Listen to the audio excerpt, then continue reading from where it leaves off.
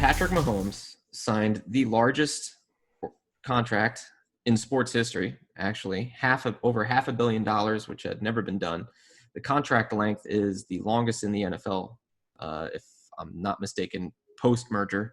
I believe the longest before this was Calvin Johnson with 7 or 8 years. I think it was 7 years that he had on his contract. So, Mike, you should know this. The longest contract before this was a 10-year deal that Michael Vick signed with the Falcons before, Is that true? Well, that's true. Good I move. never really stuff, Matt. The Falcons.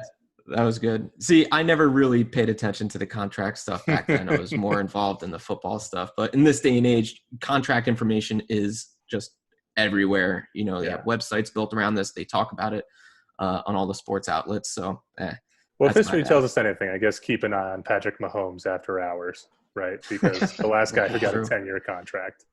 Dig up his backyard. You may find something back there. Oh, my God. Too soon? No? Yeah. All right, but here's the real question behind this. So he's getting a 10-year deal. He's going into his 4th year in the league. Super Bowl victory, Super Bowl MVP, league MVP, all in his first 3 seasons. I mean, the guy is talented. He's a great talent, as we all know. But is this something that is going to really destroy the league when it comes to quarterbacks? Because who's the next guy to really get paid outside of Dak Prescott? It's going to be Lamar Jackson. Now, Lamar Jackson, given the type of football player that he is, the type of quarterback that he is, he's going to want this type of money, given the season that he's had so far. But can you give a running quarterback a guaranteed 10 years in a contract? I mean, history says no, but what do you guys think? 10 years is a lot of time in the NFL for any position, whether you're a statue quarterback or a mobile quarterback. I have to imagine that to some extent, these are front loaded and with contingencies and probably pretty low guaranteed money for like the back 5 years, with the expectation that they'll either redo it or the incentives will be met. And I don't know the specifics, but I have to imagine they wouldn't eat too much on the cap if someone has a career-ending injury, and it wouldn't be the end of the world to give a guy a couple $1 million after he served your team for 5 years, and then you have to pay it out. Sure. I feel like it's probably just like a bargaining chip, and to keep the team sort of in the driver's seat as far as renegotiating the contract, so that there's not like a free agency looming. There's always something to fall back on, and some sort of come up instead. A team that wants to make a trade for them potentially would have to own up to or take over or something like that. But I don't think that this contract will see past year 5. So we talk about, Mike, to your point, is this going to ruin the league? Or the structure of quarterback, of roster building in the future. I think it's this seems like a win-win for both the Chiefs and Mahomes. We talk about teams needing to win a Super Bowl when their quarterback is on a rookie contract, because when you pay them, you take up such a huge chunk of that salary that you can't pay anybody else, unless you spread that money out over 10 or 12 years. And you can only do that in the perfect situation. Pat Mahomes and the Chiefs were in the perfect situation to be able to do that. But if you look at Rodgers' last contract, maybe 3 or 4 years ago, maybe they could have done a similar thing, 8 or 9 years, and then spread that up over that amount of time. Lamar Jackson, I mean, then it gets tricky, with the running quarterbacks. Do you want to give him 10 years? I don't know.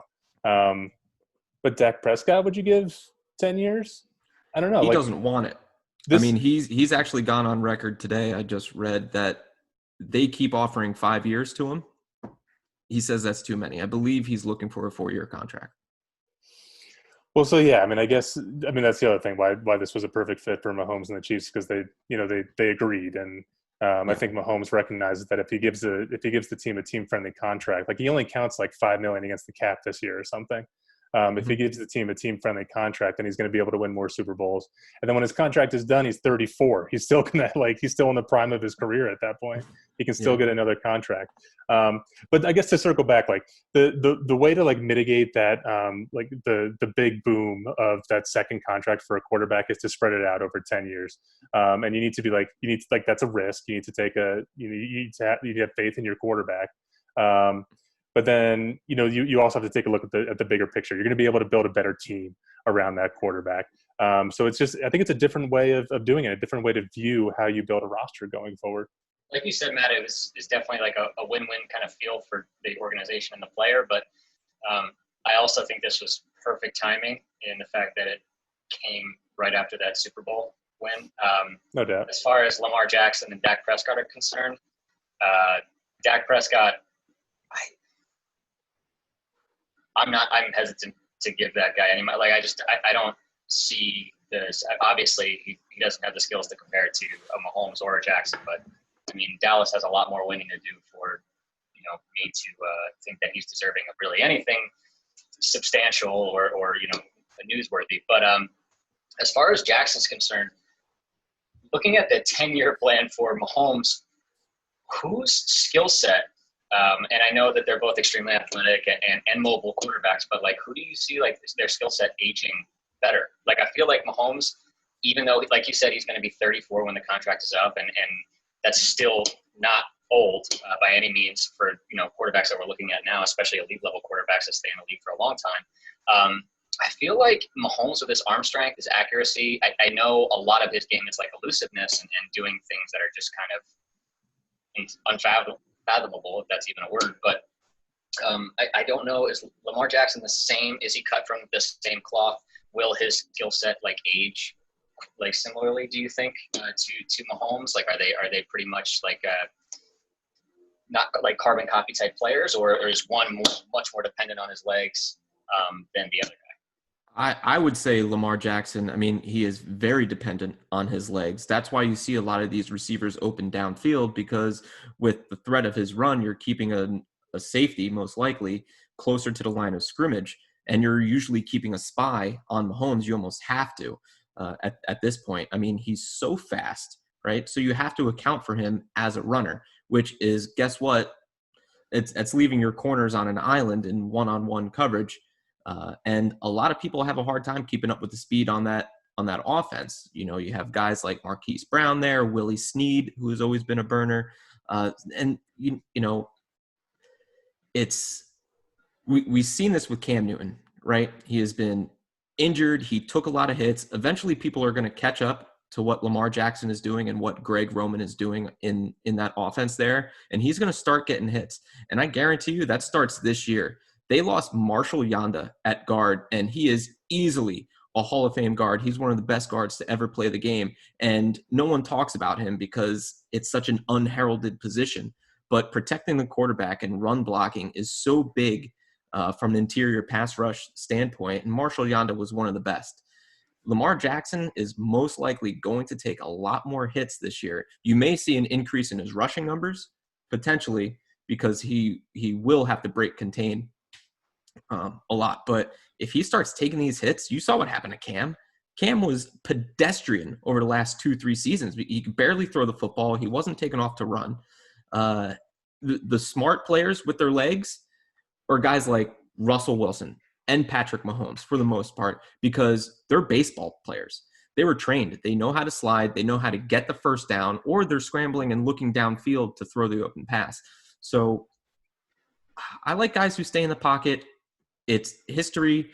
History's on my side there.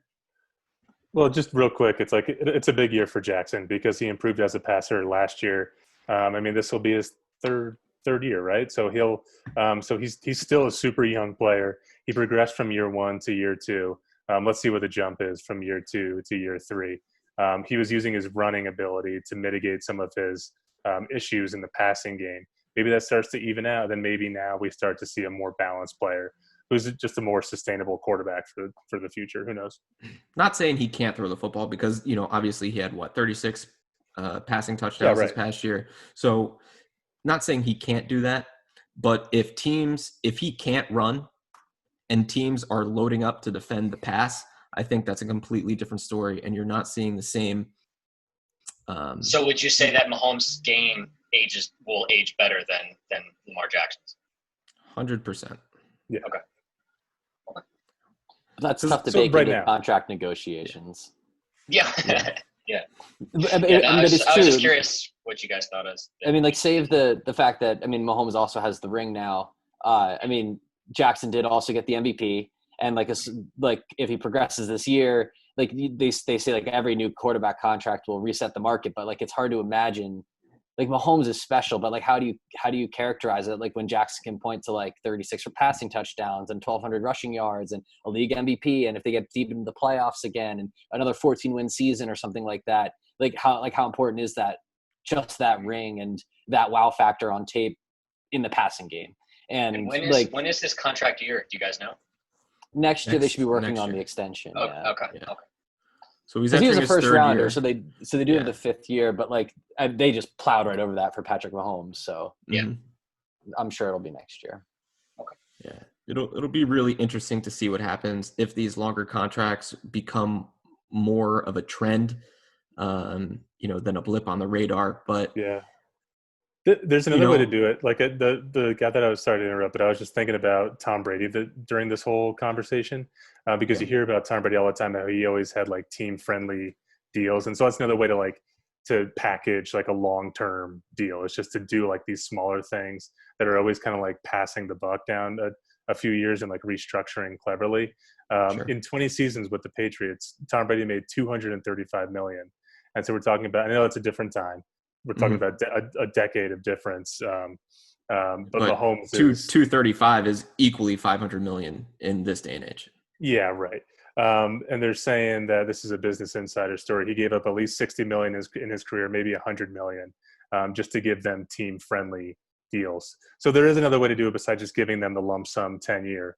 If you have a good relationship with your organization, you can have these smaller contracts that benefit the team. But that takes two like willing parties to be in good faith over so many years, over so many contract negotiations.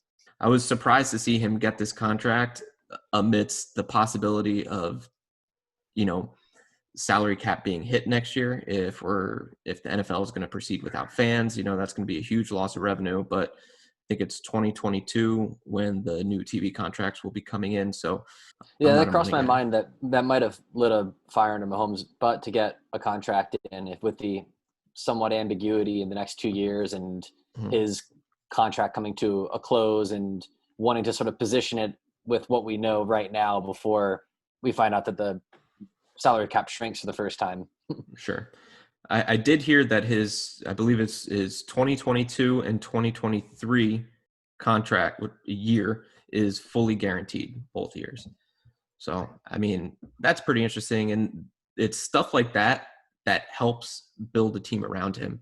I know Sammy Watkins just took a pay cut today and he said, what do I need all that money for? So, I mean, there's a skill position guy that's not being selfish. He wants to be there and he wants to win. And good for him. Winning the Super Bowl heals all wounds. Yeah. Everyone's willing to take a pay cut to play for the successful Andy Reid Chiefs. Exactly. Just like a lot of people were taking pay cuts to go play in New England. Yep. Because those players are driven and the ring is more important than the cash.